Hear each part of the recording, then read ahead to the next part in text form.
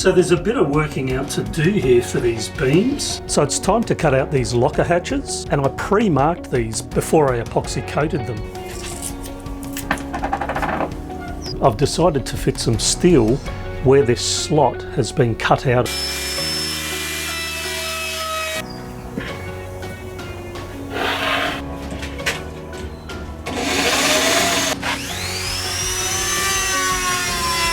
Why bother going over with the sandpaper when I've already gone over with the sander?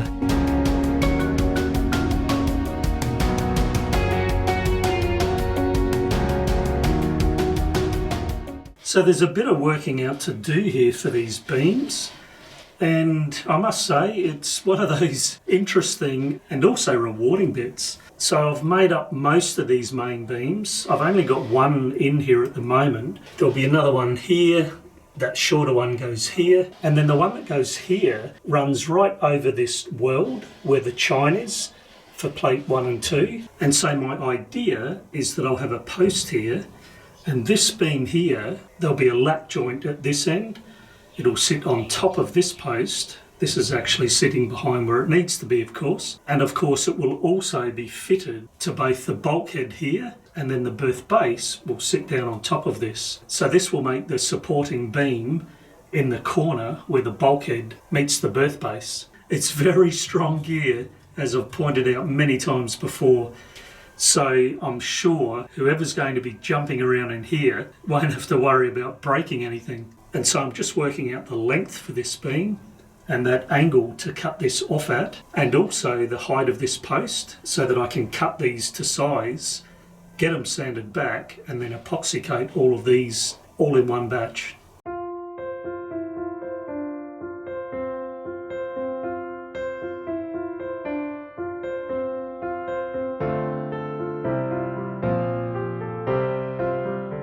So it's time to cut out these locker hatches, and I pre-marked these before I epoxy coated them.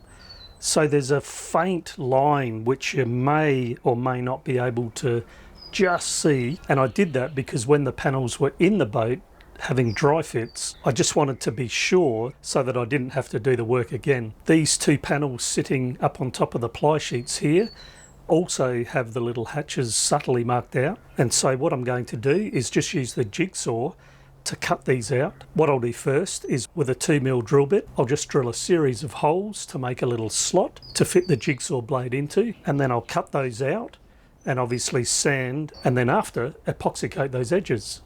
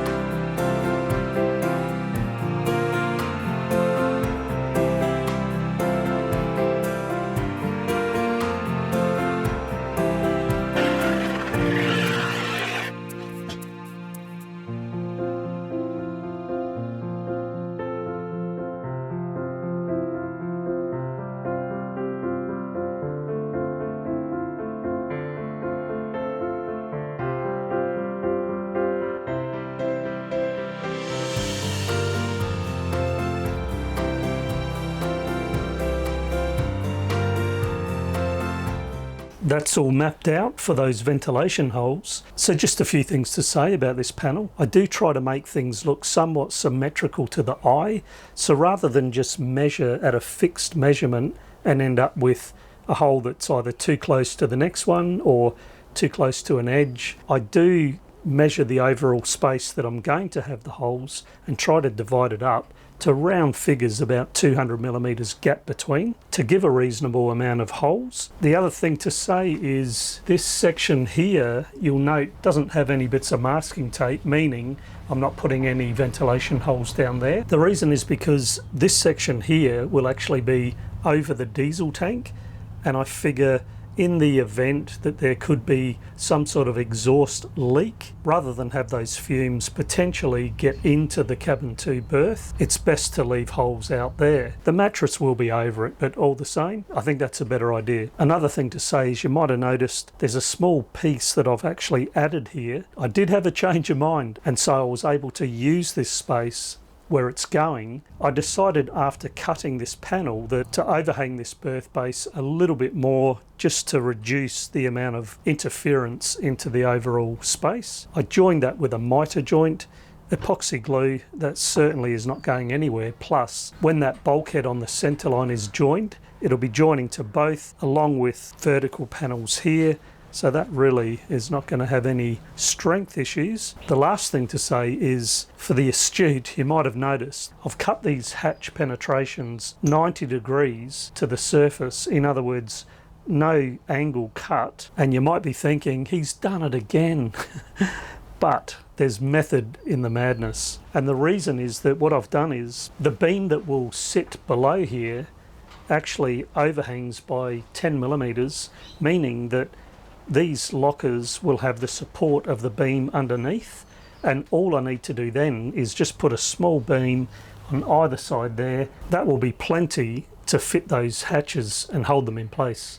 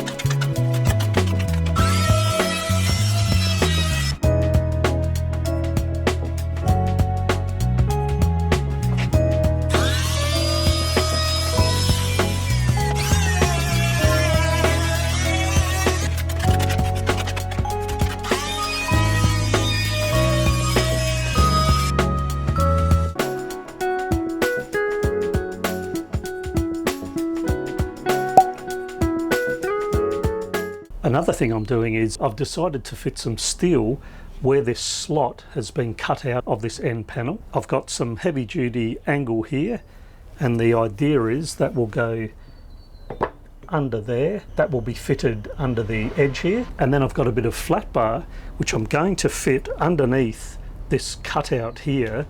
Because it's really reduced the thickness of the marine ply, I think that it would be a good idea to have some sort of extra support under there so that I don't damage where that's thin.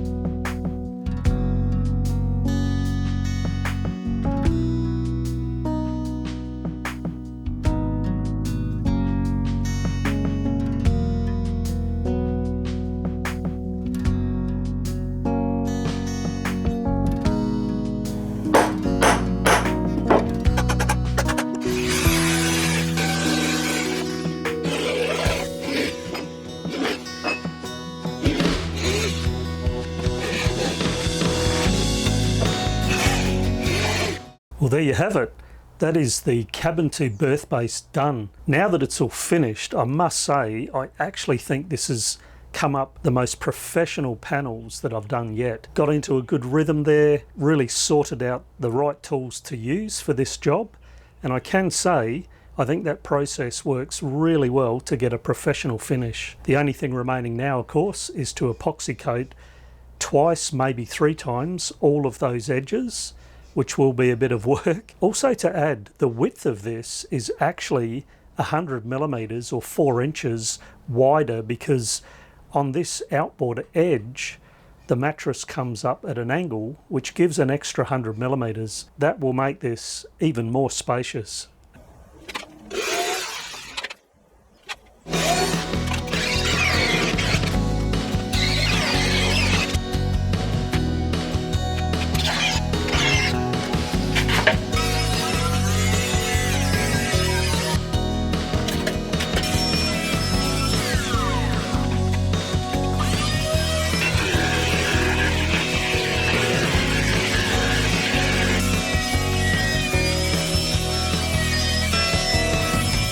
So this is the starboard saloon back, and I'm just going to do a quick pan here, see if you can spot any marking. I can even give a clue that it's in pencil, and I think you'll find it very difficult to see. So the marks are very subtle. If I point one out, there's one here where my finger is, and then if you move down, there's 2 little subtle marks there. So I've left some little marks and clues for where these hatches will go.